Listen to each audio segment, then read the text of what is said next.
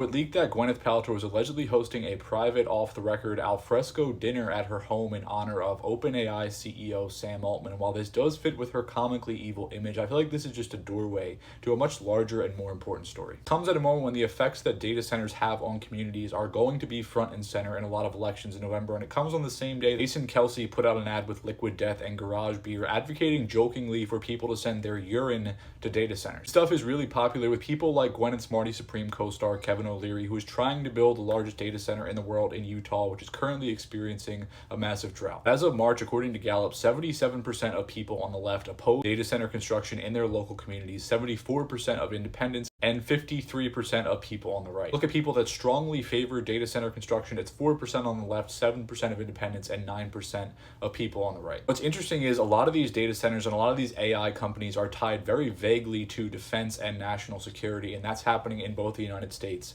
and Israel. You might remember back in June, Gwyneth was doing an ad for luxury real estate over there. Also in June, she sat down with a little Goop podcast with Trey Stevens, who is the founder of Anduril. It's like Palantir, Anduril is pulled from the deeply anti-war Lord of the Rings series. It was the name of Aragorn's sword. Shockingly enough, Trey Stevens was not only in very early at Palantir, he's also a partner at Peter Thiel's VC firm, the Founders Fund. Anduril is a producer of advanced autonomous weapon systems, so robots that can kill you in the water, on the land, and in the air. They just got valued at $61 billion after $5 billion of investment from Andreessen Horowitz, who I just talked about in regards to their investment in OpenAI and Israeli tech companies, and also Thrive Capital, which is the VC firm that Josh Kushner runs. They make things like Fury or the YFQ-44, which is basically a small unmanned jet with a 17-foot wingspan. As I mentioned, Trey Stevens is a partner at the Founders Fund, which is Peter Thiel's VC firm. They were one of the first institutional investor in SpaceX. I've talked before about the South African ties of the PayPal mafia with Thiel and Musk. This stuff goes back a long way. The man that Paltrow decided to platform sits at the intersection of robotics, artificial intelligence, and death. The same month that the ad happened and the interview happened, Anduril went and they met with the Israelis. They are looking to make massive deals with their Ministry of Defense. Speaking of which, 5 days ago, Politico just published a piece blowing the lid off of the way that Israel is using ChatGPT to influence the way